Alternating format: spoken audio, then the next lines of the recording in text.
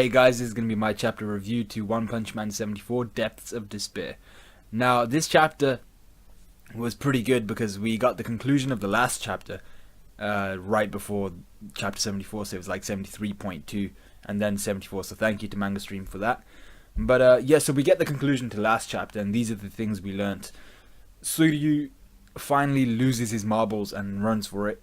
After they beat the Three Crows, so Max, Snek, and Suiryuu finally beat the Three Crows, and that were the underlings to Gouketsu. And Suiryuu's like, he's just stood there saying to Max and Snek, why he still stood there? We should totally just run, we should get the hell out of here. And Max and Snek actually raise a good point. They say, even if we run, Gouketsu's going to catch up to us and he's going to kill us anyway. So we're going to stand our ground and kill him. Or we're going to stand our ground and try and fight him, at least hinder him for a couple seconds. While you run, you're a civilian, you run, we're heroes, we're going to do our thing. So it shows once again that some heroes at the least, people like Max, Snek, maybe even, I've forgotten the cyborg's name because we hardly even see the main characters in this manga. Genos, all these guys, they all have the characteristics of heroes. And it's something that Suiryuu doesn't really have at this moment in time. So Suiryuu, he loses his marbles and he actually runs for it. But while he's running, Bakuzan pops up. So that's the second thing we learn in this chapter. Bakuzan is still alive, the guy that ate all the demon hearts. The monster hearts. He's still alive and he's actually become a monster. And he beats down Suiryuu, he pummels him into the ground. And we find out from Gouketsu that he is a dragon level monster now. So both Gouketsu and Bakuzan are monsters at dragon level. So they're threats to multiple cities, but they're not threats to humanity. So then the one-eyed monster, with his kind of surveillance counterpart, I suppose, because he can view the world through his surveillance, but almost through his own eye, and he can see what's happening in all these cities.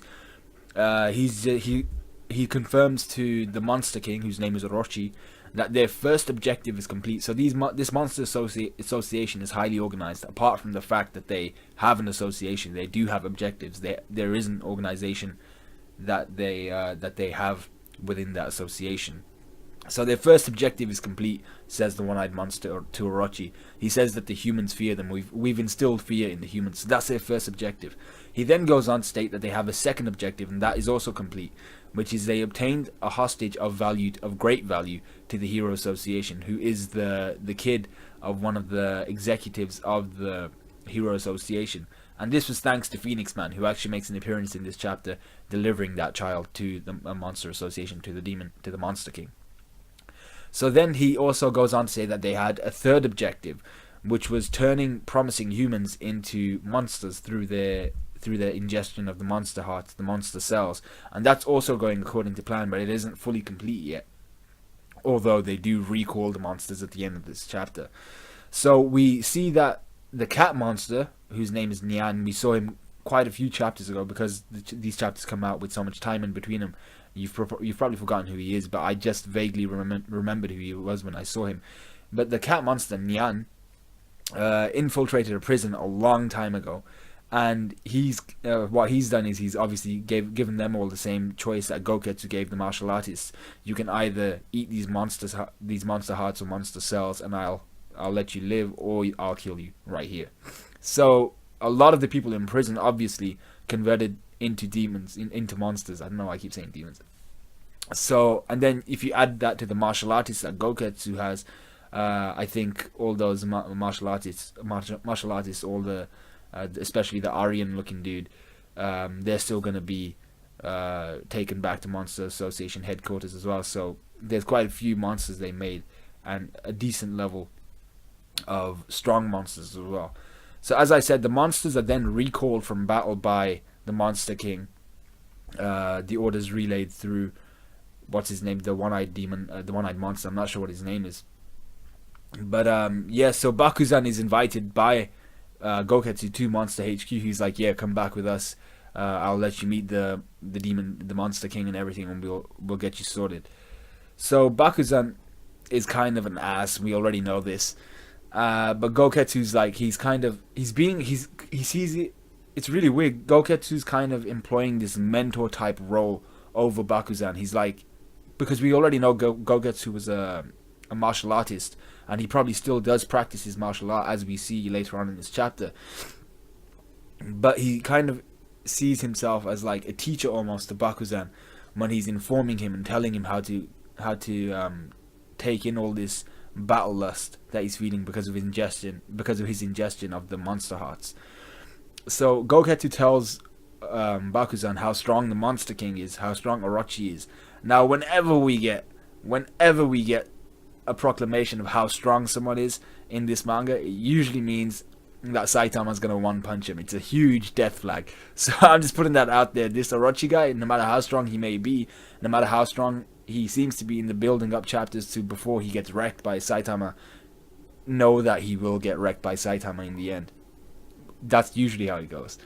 So then Gouketsu also goes on to say that there are monsters stronger than him and Gouketsu himself.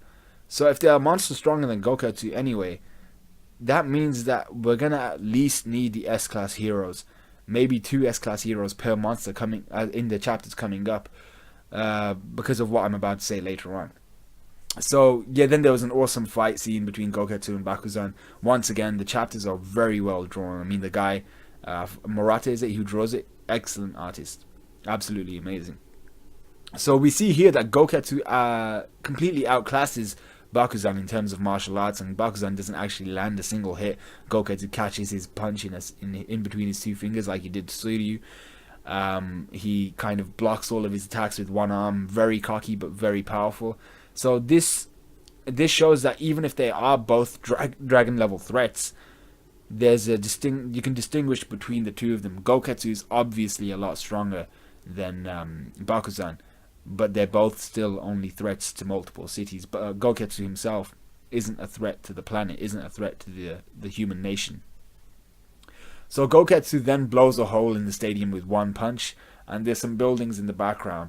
And this kind of brings up the point of, if that was Saitama, he would have blown away the buildings in the background as well. So even though Gouketsu is strong, he's not as strong as he thinks he is, which you'll find out eventually. So he then tells, this is the other thing we learned in this chapter, he tells Bakuzan that all of this murdering and all of this pillaging of the human realm at this moment in time is an advertisement before they launch the real deal. So this is all just to instill fear in the humans before they actually fly out with their real plan and they actually do what they were supposed to do, which is up for debate. We don't know what they were supposed to do, so I assume they're just gonna let out all their real strong ass monsters and start to destroy humanity the next time they come around. So he then says that the monsters that are being recalled are meeting in Z City, in City Z, which has been reduced to rubble, but which also happens to be where Saitama lives. Saitama lives in Z City, and we know there are many things he's passionate about in Z City, one being the market, where he can get his cheap deals on like Saturdays or something, and the place he rents for cheap in Z City, because it's on the outskirts, it's already destroyed, and he loves the fact that he doesn't have to pay much for it. So if it has been reduced to rubble, Saitama is gonna be pissed. So that's GG for these guys. They're completely gone. If they're meeting up in Z City, Saitama will be kicking some ass. So then we come onto the aspect and the questions of how strong is Orochi. I mean, Gouketsu is hyping him up like he's some beast, and if he's the monster king of the Monster Association, then he's gonna have to be a badass, because even Gouketsu is bowing down to him. Excuse me. So if even a character like Gouketsu, a martial artist with pride, power, we've seen it all, he bows down to this monster king. This monster king must be something, and he says it's safe to say that he's the most powerful being on this planet. So Orochi's bound to be, he has to be above a dragon level, which is, what is it I forgot what the level is. Is it god level, something like that, and he's got to be an absolute monster. But then the other questions that arise from this chapter are, what of Suiryuu? What happened to him? We saw him pummeled into the ground, but will this spur him onto becoming a hero? Will he use this as motivation to becoming a hero, or will he just let that fear fester in him and not become a hero because of that?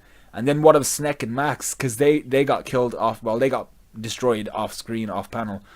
So we didn't really see what happened to them. We just saw blood splattering everywhere, and we saw the noises they were making. We heard the noises they were making. So well, chances are, seeing as they're heroes who have been named and have been introduced and given a bit of fleshing out, they won't be dead, but they must be in a great deal of pain or knocked out or something by the end of this chapter. So then the most important question by the end of this chapter is, what is the real deal that they plan on launching the Monster Association? What is it that they really plan to do? Their main plan once they go to Z City and once they meet in Z City. Is it they're going to get all their superior monsters, all their monsters who are stronger than Gouketsu and all those guys, to go out and start dishing out some pain? Or do they have something more perverse? Are they going to use that hostage they have to try and get something from the Hero Association? Is the Hero Association in possession of something the Monster Association wants? What is it that this Monster King Orochi really feels is the most key aspect, or the most key thing that the Monster Association needs from the world they're currently in? So that's all I have and all I've really gathered from this chapter. It was a really good chapter. I really enjoyed it. I like the fact that we got those two parts, 73.2 and 74, and I enjoyed it. I'd give it a solid 7.8, 7.5 and 8. The only issue is we haven't seen Saitama in ages. I mean, it's almost like he doesn't belong in the manga anymore. So I really want to see Saitama and Genos. Even we haven't seen Genos in a while. So I just want to see those guys. And like I said before, this has to be an issue that will recall all the S-class heroes as well. They've got to do something about this, because the A-class and B-class heroes simply aren't enough anymore. The Hero Association is overrun at this moment in time. So let me know what you guys think of the chapter. Like, comment, subscribe, all that good stuff, and I'll see you guys in a bit.